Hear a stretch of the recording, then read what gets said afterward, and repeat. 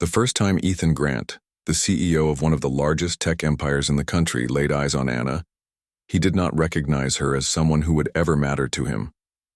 He was a man of precision, of walls built too high for anyone to climb, a man who lived in an endless stream of boardrooms, numbers, strategies, and a loneliness so profound he never dared to name it. She, on the other hand, was quiet in her strength, humble in her appearance, and yet carried an aura that spoke louder than silk gowns or shining jewels ever could. Anna had not planned on being noticed by anyone that night. She had been working at the charity gala, pouring drinks, checking coats, and carrying herself with the quiet grace of someone used to being overlooked. But Ethan's gaze had fallen on her when she bent down to help a little boy tie his shoelaces near the exit. It wasn't her beauty, though she was beautiful in a soft, unpolished way. It was the gentleness in her hands, the patient way she whispered encouragement to the child, as if time itself could wait for her voice. Something in him, long buried beneath layers of arrogance and habit, stirred for the first time. He watched her for too long, and when she finally noticed, their eyes locked. For a man who never faltered, he looked away first. Fate has a strange way of weaving people together. A week later, Anna walked into his office, not as a guest, not as someone glamorous, but as a temporary assistant hired by the HR department to cover a sudden vacancy. She kept her head down, avoided his gaze, and treated him like any other boss. Ethan, used to being admired, feared, or envied, felt disarmed by her indifference. She didn't try to please him, didn't hang on his words, didn't dress to impress. She was simply herself, and that became the most intriguing thing of all. Slowly, days turned into weeks, and Ethan found himself drawn to small details. The way Anna always left fresh flowers at the corner of the office reception desk, her quiet humming when she thought no one was listening, the way she always had an extra sandwich in her lunchbox, which she shared with the janitor without fail. She never seemed to want recognition, never asked for favors, and yet her presence softened the edges of the cold empire Ethan had built around himself. One late evening, when most of the office had gone dark, Ethan caught sight of Anna still at her desk, organizing files for a presentation that wasn't even hers. "Why are you still here?" he asked, his voice carrying the usual edge of command. She looked up, startled, then gave a small shrug. "Because someone has to finish it. Your executives depend on this tomorrow." He frowned, both annoyed and impressed. "That's not your responsibility." She smiled faintly, her tired eyes glowing. "Sometimes doing what's not required makes the difference." That night, he offered her a ride home. She hesitated, but eventually agreed. That ride became the first of many, and though she never spoke much, the silence between them became strangely comfortable. It was during one of those rides that Ethan learned Anna was caring for her younger sister, Mia, who had been ill for years. Their parents were gone, and Anna had been working multiple jobs just to keep the household afloat. She didn't complain, didn't ask for pity, and when she spoke of her sister, her voice was filled with love, not burden. Ethan listened, something he rarely did with anyone, and found himself wishing he could take away her struggles. But Anna was proud. She never let anyone, not even him, step in too far. That pride was part of what drew him closer. Weeks turned into months, and the line between CEO and assistant blurred in ways neither expected. Ethan, who had always guarded his emotions, found himself waiting for her smile, looking for excuses to be near her. Anna, though cautious, began to sense a warmth behind his stern exterior. But she also knew the world they lived in. The chasm between his wealth and her simplicity was not one that could be crossed without pain. Still, she let herself hope just a little in the quiet corners of her heart. Everything changed the night of the annual shareholders' gala. Anna was asked to assist with last-minute details, and for the first time she found herself in a gown instead of her usual office attire. She looked radiant, not because of the dress, but because she carried herself with the same quiet dignity she always had. Ethan couldn't take his eyes off her, and for once he didn't try to hide it. But not everyone in the room was blind. Whispers began to spread, eyes followed, and before long one of the board members, a bitter man who had long envied Ethan's power, made a cruel remark within earshot.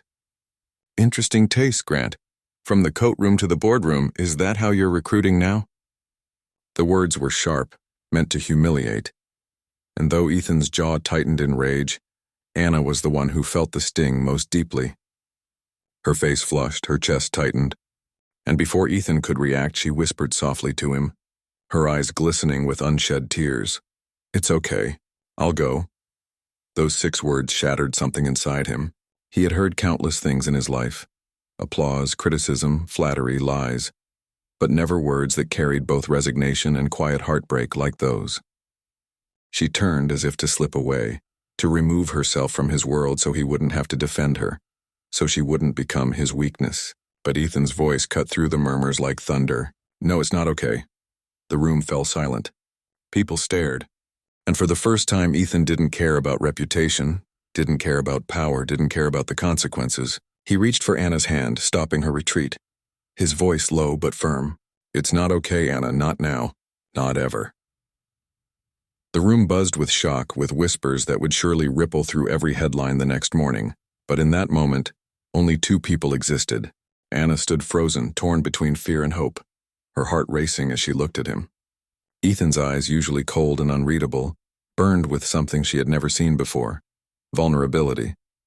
The most powerful man in the room had chosen her, not in secret, not in silence, but in front of everyone who might judge them. Yet for Anna, the weight of his choice was terrifying. She had spent her life protecting her sister, keeping her world small and safe. Could she survive stepping into his? Could she bear the storms that would come?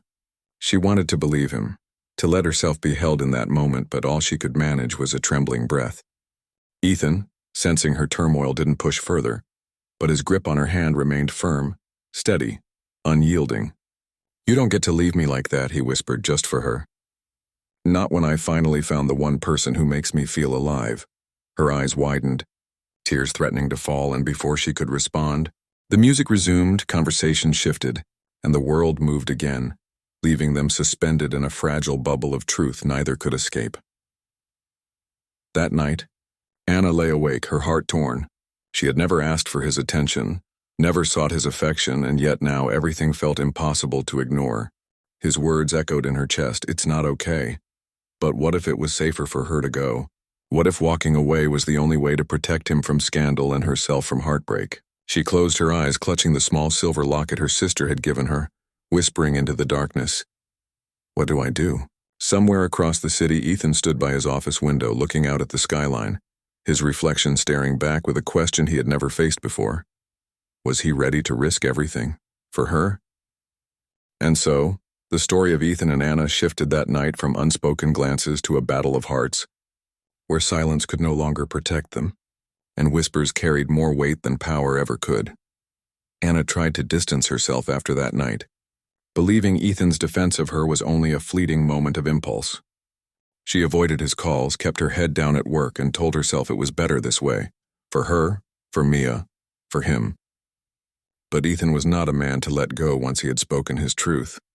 One evening, he appeared at her doorstep, not as a CEO, not as the man the world feared, but as someone stripped of his pride, holding a bouquet of wildflowers clumsily wrapped.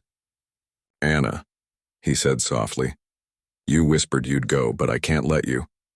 Not when you're the only one who's ever seen me as more than my title." Tears filled her eyes as Mia peeked from the doorway, smiling at the sight of him. For the first time, Anna realized he wasn't offering her a world of scandal or pity. He was offering her a place by his side, as his equal, as his heart. And for once, she didn't whisper goodbye. She whispered yes.